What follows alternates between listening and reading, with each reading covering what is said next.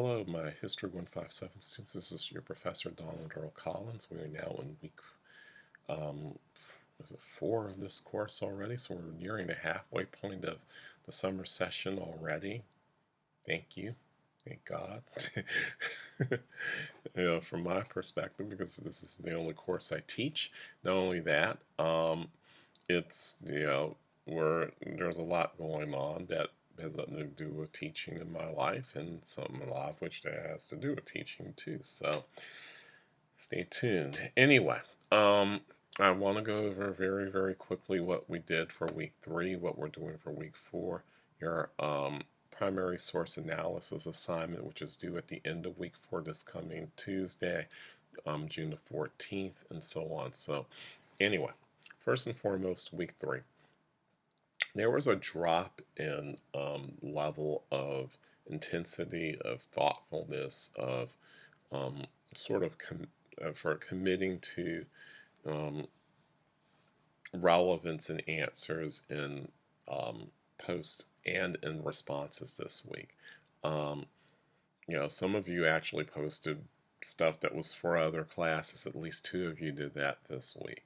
Some of you posted stuff because you might have misread the question, and that happens, but these are fairly straightforward questions. Most of you did question the question on women's suffrage and did not know how to deal with the issue of, well, not all women, apparently, right? Pretty straightforward question. It's a little counterintuitive, I guess, at the same time, though, because it's not like the textbook literally says only middle-class white women primarily benefited from the 19th Amendment's passage in 1920. It doesn't say that. But if you paid attention to what we did in week 1, you already knew that black women didn't have the right to vote under the 15th Amendment. And you knew that with Jim Crow on the rise in the South, that black folk in general, which would include women, I would assume, couldn't vote because of Jim Crow restrictions. So even with the passage of the 19th Amendment, states had restricted things to such an extent that black women, generally speaking, could not exercise that right, even with the passage of the 19th Amendment in the 1920s. So, a little counterintuitive, but still pretty straightforward. I wasn't asking you to look up new information. You had all the information there. You just needed to put the peanut butter with the chocolate. It's not that hard. So there was that. Some of you weren't sure what the progressive era was, only covered bits and pieces of it. Some of you picked things that had nothing to do with, or were tangentially related, or had nothing to do with progressive era politics, or policies, or changes, or reforms, or muckraking, or any of those things. So there's that. So, but even with all of that, when you respond to a student, respond to one of your peers, you're talking to a fellow student, so you don't want to just agree with them. You want to say, hey, I agree with you. Here's why I think you're right. And then just go on. Don't just summarize what they're saying, but amplify with an example, with some analysis, with a good question, not just any old question, not just what ifs, right? What if this happened, what that happened? They're not professors, they're your peers. So by right, you shouldn't even be really asking them those kinds of questions, but the kinds of questions that would make them think and go, hey, maybe I'm not as right about this as I thought. Those kinds of things. Amplification of ideas, amplification of major points, amplification of your own thoughts around things. Don't just quote your own post, but go, hey, here's another thing I didn't think about that I write in my post that you sort of talk about, but you don't really tease out in the way that we both probably should have talked about. Those are the kinds of things that should be part of a discussion. I've learned over the years to stay more and more out of it where I can, but if folks aren't going to do their due diligence and amplify each other's post with responses that actually say, hey, not just I agree with you, this is way more than just I agree. You need to do some analysis here, and there wasn't enough of that this week. It's actually been in the client since the first week, so please step that up. Anyway, so this week, week 4, we are dealing with imperialism and U.S. rise as a world power, right? Now, it's fairly obvious to most people living in the third decade of the 21st century that the U.S. is an empire of sorts, right? Despite our democratic ideals, despite saying, "Oh, we're not an empire, oh, we're doing this, doing that," the U.S. has always had imperialistic tendencies. It looked no further than what we talked about in week one regarding putting Indians on reservations and removing them from, their ancestral homelands, their holy spots, taking those over, mining them out for gold or silver or iron or copper or um, uranium or any number of arsenic or a number of 35,000 things that settlers decided to use the land for. Settler colonialism, individual families and whole groups of people moving from east to west to settle lands that by treaty should have just remained in mostly Native American hands, but we broke over 300 some odd treaties in order to move this land from sea to shining sea. Forget about manifest destiny and taking a third of what's almost half of what's now what used to be Mexico and making it part of the U.S. and then having the nerve to take more land from the Mexicans who are now Mexican Americans living on that land on the U.S. side of the border, kicking them out, and now we're calling them illegals, right? So I think it's kind of funny, ironic, hypocritical, assholey, etc., for for us to treat folks who land used to be theirs, and then saying, "Hey, you don't have a right here. Give me a break." Genocide on the one hand, erasure, discrimination, thievery, bastard dick moves type moves on the other hand, and it's just kind of like so imperialism involves those ideas, and the expansion of the U.S. to build a modern navy, to build a modern army, to have modern equipment, sort of trying to keep up with the Joneses of Western Europe, particularly the British Empire. And the U.S. was never going to build a fleet the size of the British Empire because the British Empire was flung all around the world.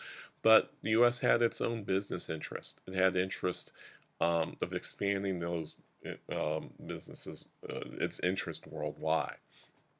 Outside of Europe, the largest economy in the world was the U.S. at the in the by the late 19th century. That second industrial revolution that we spent a lot of time talking about, weeks 2 and 3, wasn't just for U.S. purposes. It was U.S. needed resources to keep those industries going, and simultaneously needed places to sell this stuff right outside the U.S.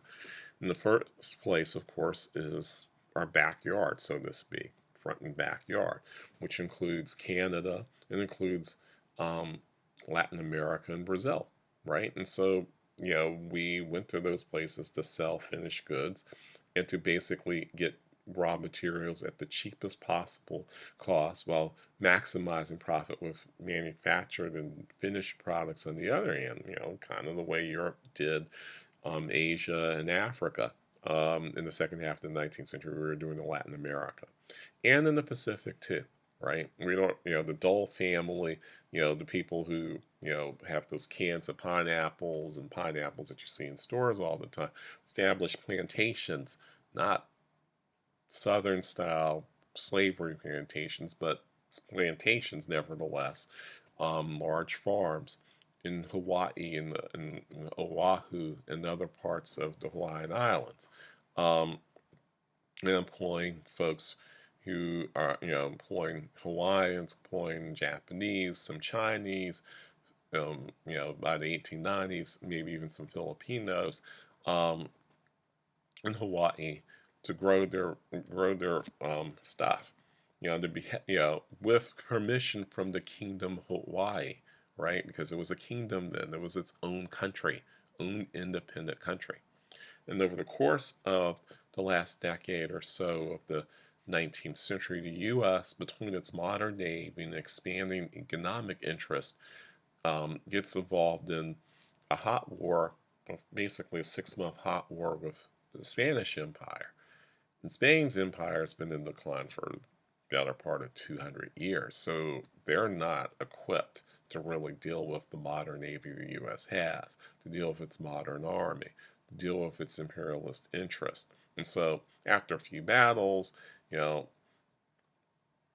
Havana, San Juan Hill, etc., Spain gives up a good portion of its remaining empire, of its, to the U.S. So it's the Philippines in this case, which it's ruled since the 1520s, right? Puerto Rico, Cuba, which had been fighting for its own independence since 1886. At the time this treaty was signed in, sometime, I think it was the Treaty of Paris, 1898. Um, Guam, which had been a Spanish possession for, again, nearly 500 years.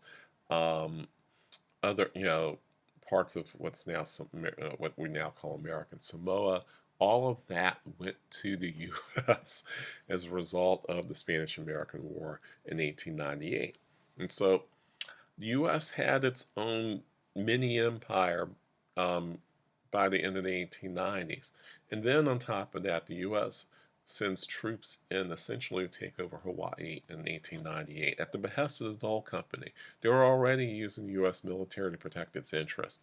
But when the Kingdom of Hawaii became unstable through their own meddling, through the Dole Company's meddlings in their affairs, um, turning different parts of the different factions within the royal family against each other.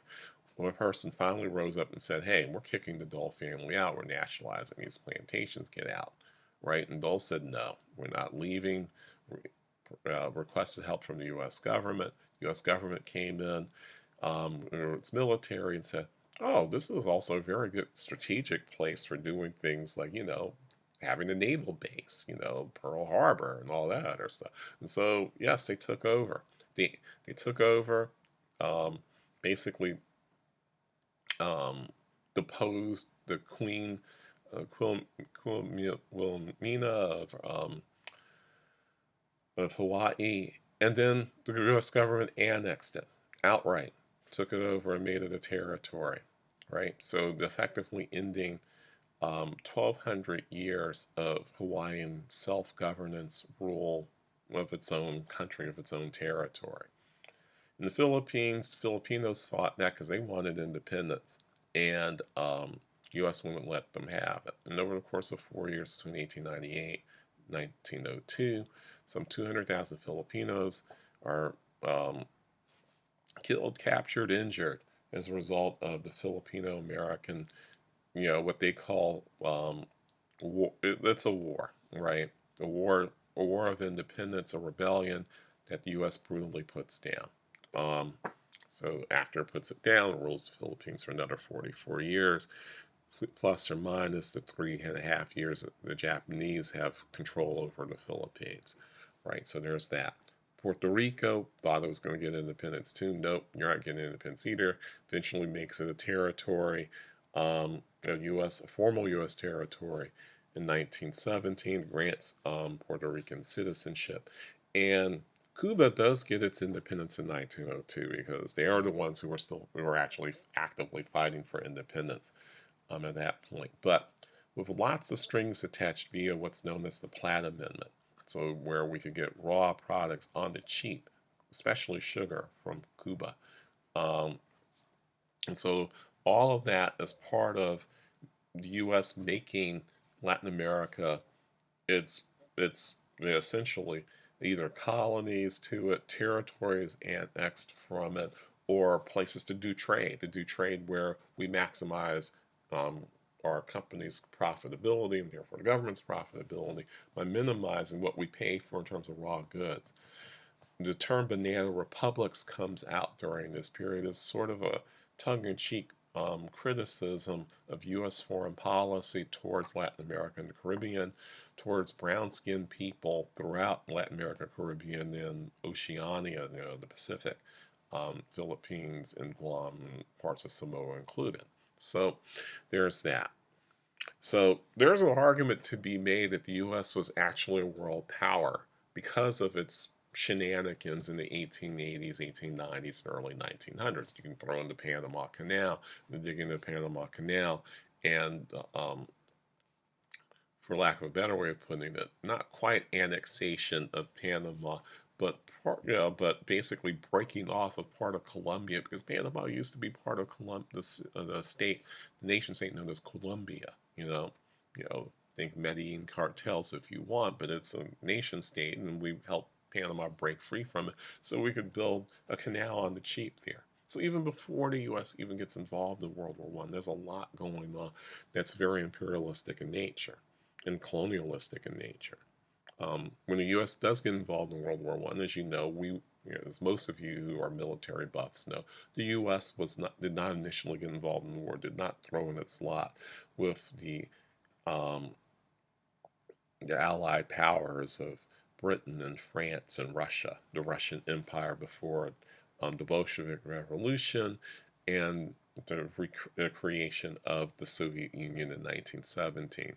This war is called a World War. It's basically a European war that has implications because these great powers have worldwide empires.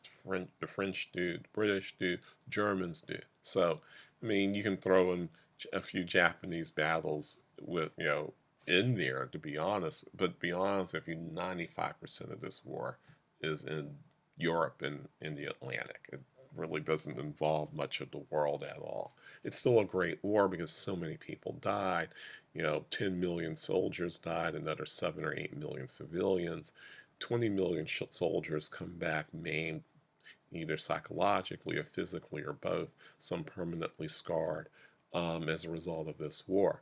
And the U.S., from its own standpoint, refuses to get involved. I'm sure all of you know the story of the Zimmerman telegram and trying to get Mexico to go to war with the U.S. and all this other stuff. The truth in the matter is we were involved in the war from its beginning. Maybe not militarily, maybe not in terms of declaring war against the Germans for sinking, for unrestricted sinking of U.S. ships or anyone else that refused to stay out of business. But the reason why they were sinking U.S. ships is because, quite frankly, we were selling to all sides. We were selling munitions to all sides. We were selling all kinds of weaponry to all sides. We were selling foodstuffs to all sides. So we said we were neutral, but neutrality doesn't mean we didn't do anything. We traded with everybody. We sent food to Britain, we sent food to France, we sent food to the German Empire, and both sides were mad at us for doing that. We were selling weapons to all sides, billions of dollars of weapons. One of the reasons why the factories up north never shut down, even when immigration was cut off, besides the fact that, there was black migration to the cities that got ramped up as a result of that, is also because of the fact that these folks, Ford and Carnegie and all these other folks, were selling their stuff to all sides of the war. They were making weapons and all kinds of stuff for the war. Colt factories turning out guns for them, so on and so forth. One of the reasons the U.S. gets dragged into this war is precisely because our neutrality wasn't very neutral in the standpoint of, staying out of it. We were very much involved. Our subsidiaries the subsidiaries of all these American companies were making weapons for all sides. That's why our ships were getting sunk. That's why the Merchant Marine was in trouble by 1917 because of all of that. So we get involved in the war. We sent over 2 million doughboys and a few 100,000 African Americans to go with them to fight in battles. Most of American fighting, in terms of formal American fighting, takes place in 1918. The Army's not even ready until the late spring of 1918 to go to war. By then, the tide has already started to turn, but having fresh American troops after 4 years of trench warfare, particularly in France, makes all the difference in the world. You don't have millions of Americans who are completely shell-shocked from years of seeing death. You have, they'll get shell-shocked from being in the war, to be sure, but not years of it. A few months of it, not years of it. So the result is that, the U.S. puts the British, the French over the top. And by this point, the Russians are completely out the war anyway because they're going through their own set of convulsive revolution. So, and then Woodrow Wilson tries to decide that we helped you win this war, so we'll help you make the peace.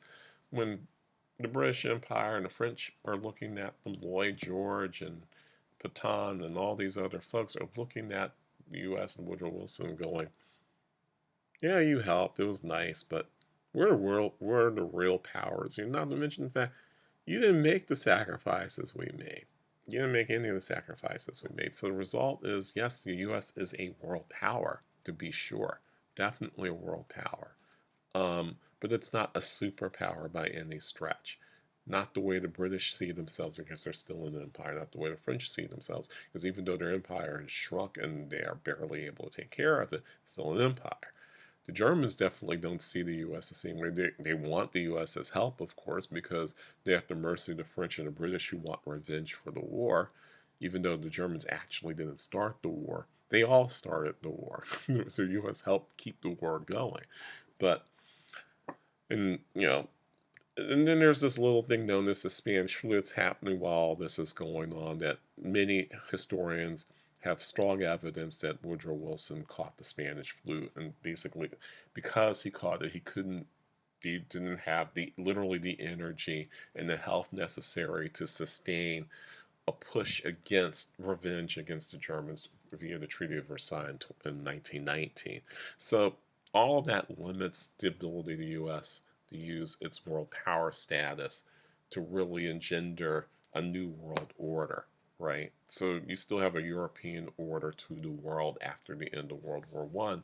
Part of the reason for that is, quite frankly, a pandemic, which hardly gets talked about. We'll talk more about it when we talk about the Roaring Twenties next week. And let me finish up with this. You have an assignment due this week known as the Primary Source Analysis Assignment. Your assignment is fairly straightforward. You have to find two primary sources that are related to whatever topic you decided to do with your week 2 topic pick, right? Whatever that topic is. Claire, Barton, 4 of you, for whatever reason, decided to do Al Capone in the Roaring Twenties and organized crime. I'm like, there's Luciano, there's, Dutch Schultz, there's like 24 or so more mobsters you could have picked from the 1920s and the 30s, not to mention other organized criminals who weren't part of the Italian mob, right, or the Jewish mob or the Irish mob.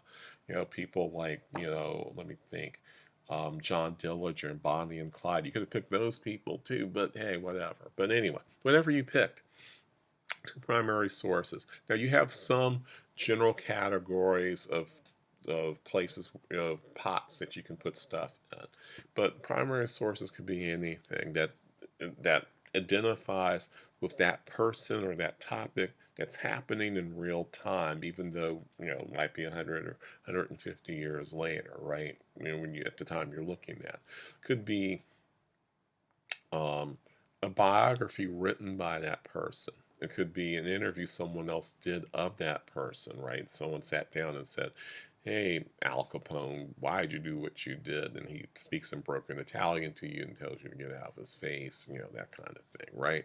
Can be a letter that person wrote, right? Can be a picture, can be a photograph or a cartoon or an op-ed piece written by that person or done about that person or about a particular event or any number of things. So let's keep it simple.